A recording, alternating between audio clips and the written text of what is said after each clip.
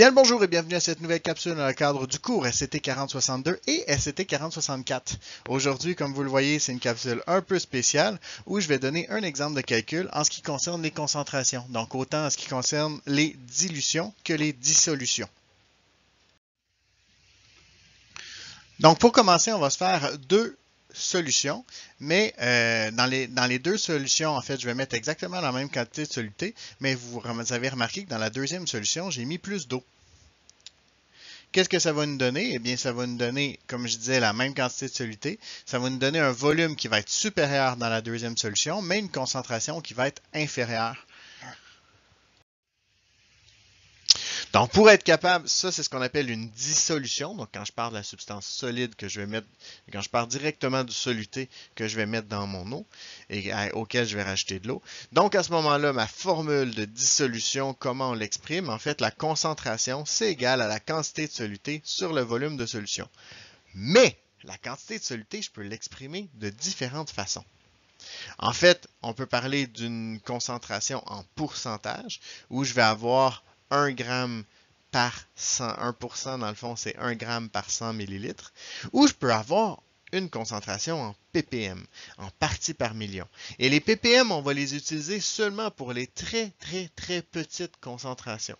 Donc évidemment, quand on parle de solutions, par exemple, avec de l'arsenic ou des affaires comme ça, c'est des solutés qu'on verra en très petite quantité, mais qui peuvent être très dangereuses en petite quantité quand même.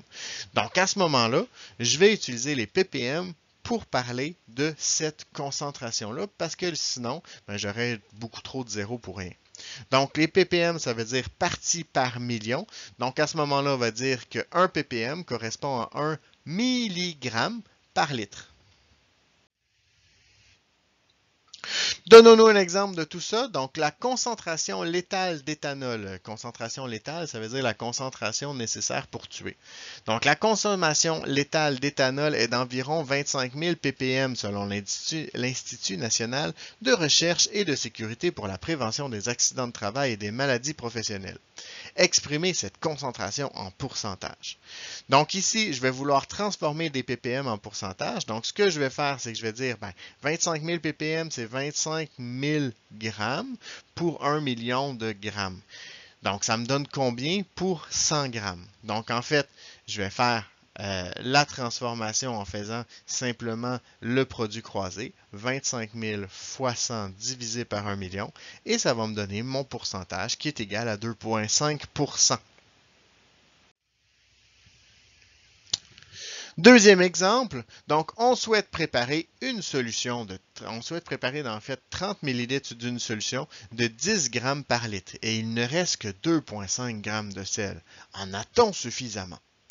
Donc ici, il y a deux façons de faire le problème. La première façon, c'est de dire avec 2,5 grammes, combien de solutions de 10 grammes par litre je pourrais produire. Et la deuxième façon, c'est de dire comment ça me prend de sel pour faire 30 ml de solution à 10 grammes par litre. Ici, j'ai décidé d'y aller par la masse. Donc, en fait, je vais faire le calcul pour calculer la masse nécessaire et après, je vais comparer cette masse-là avec le 2,5 grammes. Donc, ici, je sais que ma concentration, c'est égal à, dans ce cas-ci, ma masse. Donc, la quantité de soluté va être exprimée en termes de masse. Donc, ma concentration, c'est égal à ma masse divisée par mon volume. Ma masse, c'est donc égal à ma concentration fois mon volume. Ici, j'ai juste fait de l'algèbre. J'ai multiplié par V de chaque côté. Je vais donc faire ma multiplication, donc 10 fois 0,03, ce qui me donne 0,3 grammes. Et oui, j'en ai assez. On aurait amplement, puisque ça m'en prend que 0,3 et j'en ai 2,5. Vous remarquez la façon que j'ai utilisée, donc la manière utilisée pour produire ma réponse. Eh bien, c'est à ça que je m'attends en période d'examen. Donc, je m'attends à ce que ce soit une réponse énoncé sous forme de phrase où je vais pouvoir évaluer en même temps si ça fait du sens.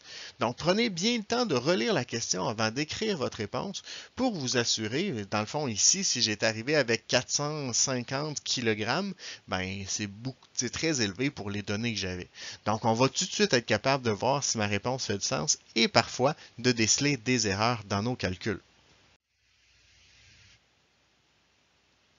Ici, j'ai fait deux choses. Vous avez remarqué, j'ai mis ma solution, j'ai mis mon sel, j'ai mis mon eau, j'ai produit ma solution, ce qu'on appelle une dissolution. Mais j'ai rajouté de l'eau après. Donc, j'ai fait ce qu'on appelle une dilution. Donc, autrement dit, j'ai rajouté de l'eau à une solution déjà existante. La solution mère, donc la solution que j'avais au départ, avant de rajouter ma deuxième dose d'eau, ben je sais que son volume va être inférieur et que sa concentration va être supérieure. Logiquement, je vais avoir plus de concentration parce que j'avais moins d'eau. Donc, la solution mère, la solution initiale, celle que j'avais au départ, on l'appelle la solution mère parce que la mère vient avant la fille. Et la solution fille, ça va être la solution finale, donc la solution diluée si vous préférez. Au niveau des deux concentrations, je sais que la masse de soluté, c'est égal à ma concentration fois mon volume. Mais je sais que la masse de soluté n'a jamais changé. Parce que je n'ai pas rajouté de sel, j'ai rajouté de l'eau. Donc, qu'est-ce que ça peut nous amener comme formule? Eh bien, je sais que si la masse est égale, automatiquement, il faut que C1V1 soit égal à C2V2. Donc, la concentration de ma solution mère multipliée par son volume est égale à la concentration de ma solution fille multipliée par son volume. Donc, donnons-nous un exemple de tout ça. On possède 360 ml contenus dans un ballon de 2 litres d'une saline de 40 g par litre. Quelle quantité doit-on en soutirer pour préparer 100 ml d'une solution concentrée à 10 g par litre? J'ai beaucoup de chiffres là-dedans. Donc, ce qu'on va faire, c'est qu'on va revoir ce type de problème. On va le relire tranquillement et on va juste faire ressortir ce qui est important et ce qui ne l'est pas. Donc, on possède 360 ml au départ. Ça peut être important. On va regarder, mais on sait que c'est un volume qui sort d'un volume initial. Contenu dans un bidon de 2 litres, je pourrais bien le mettre dans un camion citerne, ça ne me dérange pas bien. Donc, c'est une donnée qui est inutile dans le problème. D'une solution à 40 g par litre. Ça, je sais que je vais avoir à l'utiliser, c'est ma concentration initiale. Quelle quantité, donc je cherche un volume, doit-on en soutirer pour préparer 100 ml de solution, volume final, d'une solution concentrée à 10 g par litre? Et là, je reviens à mon 360 ml.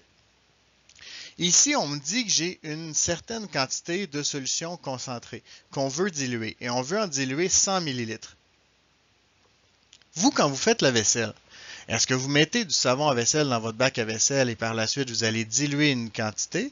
Ou est-ce que vous dites, tant qu'à diluer, je vais tout diluer, je vais diluer tout mon contenant de savon à vaisselle au complet, je vais le mettre dans une piscine, puis j'irai en piger des bacs une fois de temps en temps. Vous remarquez que la deuxième option n'a aucun sens. Donc ici, mon 300 ml initial, je n'ai pas besoin de le diluer au complet, je veux juste avoir 100 ml de solution. Donc, le 360 ml, il n'est pas important. Ce qui va nous intéresser, c'est le 40 g par litre, le 100 ml et le 10 g par litre. Donc, quand on met tout ça dans notre problème, on sait que notre concentration initiale, c'est 40 g par litre. Notre concentration finale, c'est 10 g par litre. Notre volume final, c'est 0,1 litre. Je n'ai pas voulu le garder en millilitres. Et je cherche un volume initial. Je vais donc insérer tout ça dans mon calcul C1V1 égale C2V2. Donc, en faisant mon algèbre, donc en isolant ma variable V1, je vais trouver un volume de 25 ml. Donc, la réponse, il faut 25 ml de la solution initiale et y ajouter 75 ml d'eau. Je l'ai phrasé de cette façon-là. Il y a une raison pourquoi je l'ai mis de cette façon-là. C'est pour bien comprendre que si j'ai 100 ml de solution à la fin, bien, ce que je dois rajouter, c'est 75 ml d'eau. Donc, je ne rajouterai pas 100 ml d'eau, je vais me retrouver à avoir 125 ml et j'en voulais 100 ml et la concentration ne sera pas bonne. Donc, bien distinguer le volume d'eau ajouté versus le volume final parce que ça peut être un piège aussi. Et dans le prochain exemple, ça va être le cas. Donc, voyons-le ce fameux exemple. Donc, un jus congelé demande à ajouter 4 contenants d'eau pour un contenant de jus. Combien de fois la solution mère est-elle plus concentrée que la solution finale? Donc ici, je sais que mon volume initial, c'est 1 contenant et que mon volume final, c'est 5 contenants. Et c'est là où est-ce que j'aurais pu facilement vous prendre. Quand on va lire le problème au départ, on va dire un jus congelé demande à ajouter 4 contenants. 4 contenants, c'est le plus gros, c'est V2. Mais en fait, c'est pas V2. V2, c'est 5 contenants. Parce qu'on va avoir 4 contenants d'eau plus notre contenant de volume de jus. Si je veux calculer mon volume final, je dois considérer mon volume initial. Donc, à ce moment-là, c'est un beau piège qui est facile à vous tendre et dans lequel la plupart des élèves vont tomber allègrement. Donc, faites vraiment attention, c'est 5 contenants, mon volume final. Si je mets tout ça dans ma formule, donc ici, ça me donne une concentration qui est 5 fois plus diluée. Donc la concentration initiale est 5 fois plus concentrée que la solution finale. Eh bien, vous êtes maintenant les experts en ce qui concerne les dissolutions et dilutions. J'espère que cette capsule vous a plu. À vous de surpasser le maître.